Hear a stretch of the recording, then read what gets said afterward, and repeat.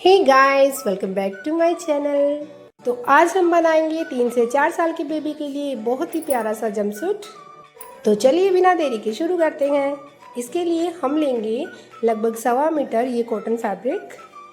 सबसे पहले upper part की कटिंग करेंगे। उसके लिए डबल फोल्ड में हम फैब्रिक लेंगे जिसकी लंबाई रखेंगे 11 इंच और डबल फोल्ड में चौड़ाई रखेंगे 15 इंच।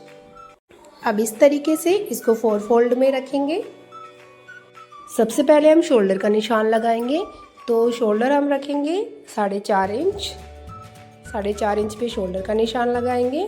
आर्म होल भी हम रखेंगे 4.5 इंच। इधर से भी 4.5 इंच पे निशान लगाएंगे। अब इन निशानों को स्केल की मदद से इस तरीके से मिला देंगे। इस तरीके से इस लाइन को आगे बढ़ा देंगे। यहाँ से हम चेस्ट का निशान लगाएंगे। तो चेस्ट हम रखेंगे 6.5 इंच। इधर कमर से हम 6 इंच पे निशान लगाएंगे। अब इन दोनों निशानों को मिला देंगे कुछ इस तरीके से। अब आर्म होल को कुछ इस तरीके से गोलाई देंगे। इधर 1/2 इंच पे शोल्डर स्लोप रखेंगे। नेक की विड्थ हम रखेंगे 2 इंच। हम फ्रंट और बैक दोनों नेक एक साथ कट करेंगे और गहराई हम रखेंगे 3 इंच। 3 इंच पे निशान लगाएंगे। इधर से 2 इंच पे निशान लगाएंगे और इस तरीके से एक बॉक्स बना देंगे। यहाँ से हम नेक को राउंड शेप देंगे कुछ इस तरीके से। अब शोल्डर डाउन वाले निशान तक नेक वाले निशान को इस तरीके से मिला देंगे तिरछा। अब मार्किंग कंप्लीट हो चुकी है। इन निशानों के ऊपर से हम कटिंग करेंगे। देखिए कुछ इस तरीके से। जो फिटिंग वाले निशान हमने लगाए हैं वहाँ पे छोटे छोटे कट्स लगा देंगे कुछ इस तरीके से। और इन निशानों को दूसरी तरफ भी हम इस तरीके से लगा देंगे फिटिंग वाले निशान को। ये देखिए जंपसूट की टॉप पार्ट की कटिंग हो चुकी है, फ्रंट और बैक दोनों की। अब हम लोअर पार्ट की कटिंग करेंगे। तो डबल फोल्ड में हम फैब्रिक लेंगे। फैब्रिक की लंबाई हम लेंगे 20 इंच और चौड़ाई भी हम लेंगे 20 इंच। अब फैब्रिक को 4 फोल्ड में करेंगे। देखिए कुछ इस तरीके से हमें फैब्रिक को 4 फोल्ड में करना है। अब जो हमने टॉप पार्ट कट किया है उसको इसी तरीके से 4 फोल्ड में बॉटम पार्ट के पास रखेंगे कुछ इस तरीके से। यहाँ से हम आसन का निशान लगाएंगे। तो आसन हम रखेंगे 8 इंच। सीधी लाइन ड्रॉ करेंगे। इस साइड भी हम सीधी लाइन ड्रॉ करेंगे। आसन की तरफ हम 1.5 इंच बढ़ा के लेंगे। तो इधर हम 1.5 इंच पे निशान लगाएंगे। अब आसन को गोलाई देंगे कुछ इस तरीके से।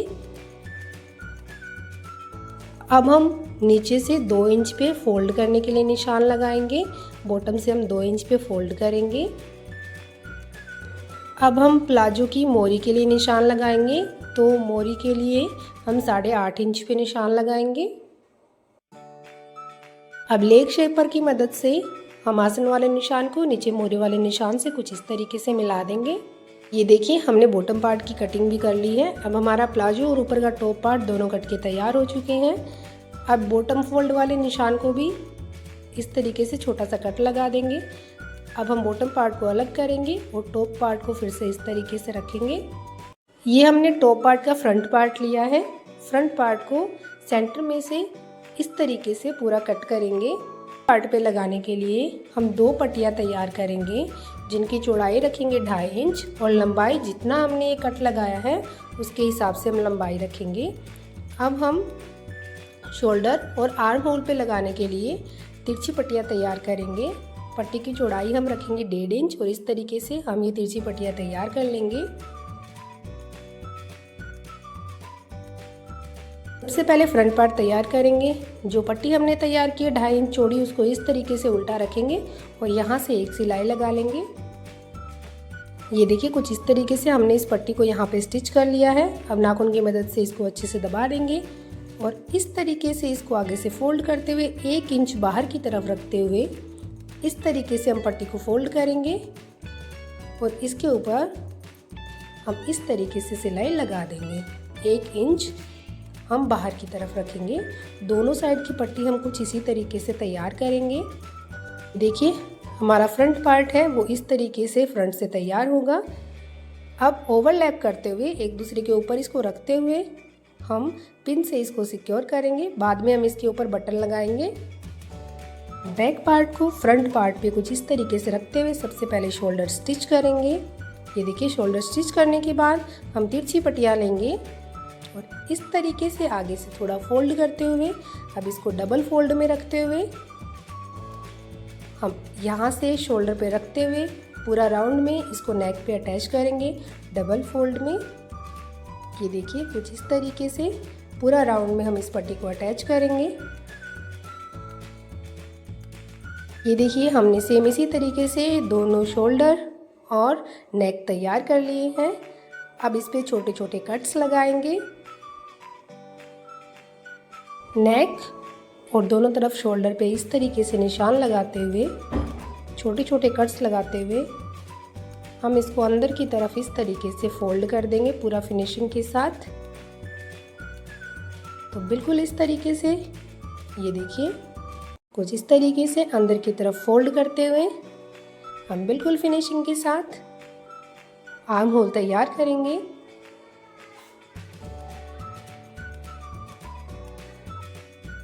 देखिए टॉप पार्ट हमारा बनके तैयार हो चुका है।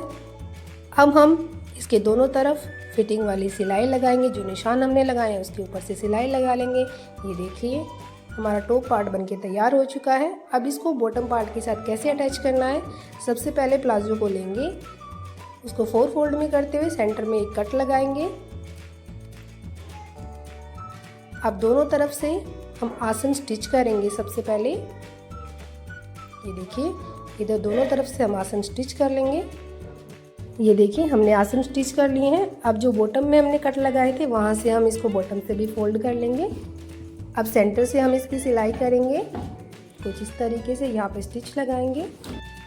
अब हम प्लाजो और टॉप पार्ट दोनों को उल्टा रखेंगे। साइड में जो हमने छोटे छोटे कट्स लगाए हैं इन कट्स को ऊपर फिटिंग वाली सिलाई के साथ दोनों सीधी तरफ इस तरीके से मिलाते हुए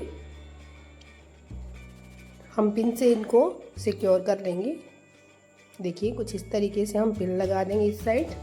सेंटर से भी हम आसन को इस तरीके से मिलाते हुए सेंटर वाली सिलाई के साथ पिन लगा देंगे और पूरे घेरे को इस तरीके से अब हम स्टिच कर लेंगे।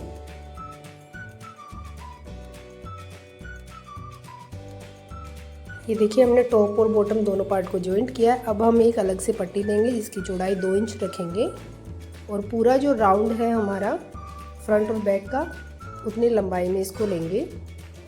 अब आगे से इस तरीके से थोड़ा अंदर की साइड फोल्ड करेंगे, दोनों साइड से इस तरीके से फोल्ड करेंगे और यहाँ सेंटर पे रखते हुए पूरे घेरे पे इस पट्टी को हम इसी तरीके से अटैच करेंगे। ये देखिए ऊपर से फ्रंट पार्ट के पिन्स को हटाएंगे और इस तरीके से अटैच करते हुए हम पूरे घेरे पे इसको इस तरीके से लगा लेंगे। यहाँ दोनों तरफ से ये ओपन होगा जहाँ से हम इस डोरी को इंसर्ट करेंगे। डोरी हमने पहले से तैयार करके रखी है। पिन की मदद से इस तरीके से हम डोरी को इसमें इस तरीके से हम डोरी लगा देंगे। अब हम डोरी के दोनों सिरों के लिए लटकन तैयार करेंगे। तो इस तरीके से 2 पट्टियाँ हम लेंगे जिनकी चौड़ाई 3 इंच और लंबाई 2 इंच रखेंगे। सेंटर में इस तरीके से डोरी को रखते हुए इसको डबल फोल्ड में करते हुए हम सिलाई लगाएंगे। बिल्कुल आसान और सिंपल तरीका है ये लटकन तैयार करने का। ये देखिए इस तरीके से स्टिच करते हुए हम इसको सीधा करेंगे और कैंची की मदद से इसको नीचे से इस तरीके से राउंड शेप देंगे। दोनों सिरों के लिए हम इसी तरीके से लटकन तैयार कर लेंगे। तो ये लीजिए हमारा प्यारा सा जंप सूट बनके तैयार हो चुका है। आपको कैसा लगा कमेंट में ज़रूर बताएं। ऐसी ही और वीडियोस के लिए मेरे चैनल को सब्सक्राइब करना ना भूलें। वीडियो में अंत तक बने रहने के लिए थैंक यू।